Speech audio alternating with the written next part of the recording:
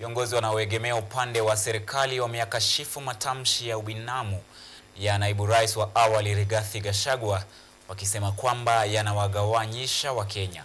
Wakiongozwa na naibu rais Profesa Kithure Kindiki, viongozi hao wanasema kwamba viongozi wa upinzani hawakufanya maendeleo ya maana nchini walipokuwa na nyadhifa za uongozi. Viongozi hao pia wameshikilia kwamba viongozi wa upinzani hawatamzuia Rais Ruto kuhudumu kwa mihula miwili. Walianena haya wakati wa mkutano wa uwezeshaji wa wakazi wa Thika uliofanyika katika chuo kikuu cha JKUAT. Si kila jamii iko hapa Kenya. So iko Kisii village hapa.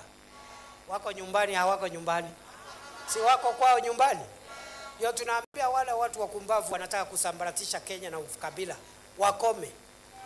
Hii Kenya mahali mwananchi hapo ndio kwao. Angateguo. Ndego kana teguo. Si watu ya hapa Mlimani, si wengine wako Lamu. Si wengine wako Taveta. Si wengine wako Hola na Garissa. Si wengine wako hii pande ya Eldoret na Kisumu. So tukae kwa umoja. Hii nchi mahali mwananchi anafanya biashara ama ako na kazi ama amepata familia, hapo ndio kwao.